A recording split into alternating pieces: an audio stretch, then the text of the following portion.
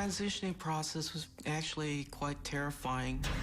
If someone could imagine going into the other sex bathroom in the other sex clothing for the first time, and it seems like everyone is looking at you. Also that perhaps could be killed or beaten, as happened to a lot of transsexual people. You know, I'd been to war and it wasn't that terrifying. The society is not tolerant of men who are dressed like women, which is how a lot of trans women are perceived. The society is not tolerant of it, and furthermore, we make it the basis of a lot of really bad and painful comedy. Until this point, Ashley and Tony have lived parallel lives. Then, in 2003, they meet at a transgender support group.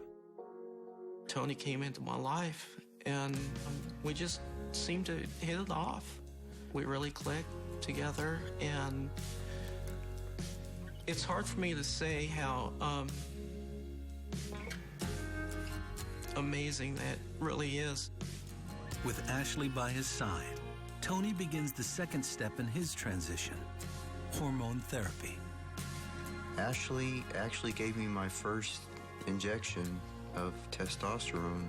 I believe it was January 6th of '04. The third stage reshapes their lives forever. Full sex change surgery together as a married couple.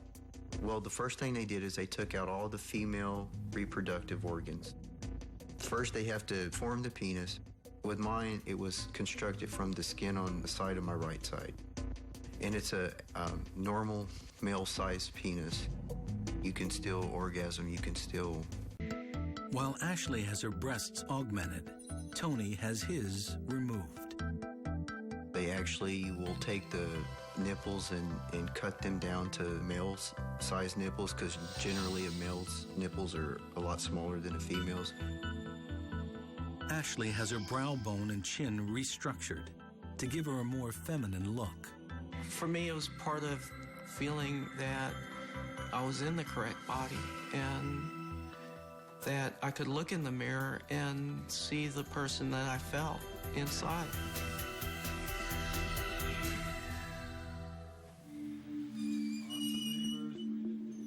In the past, therapy tried to change the psyche to suit the body. It was fabulously unsuccessful. People were tormented by years of useless therapy. Now we realize the psyche stays, the body can be changed.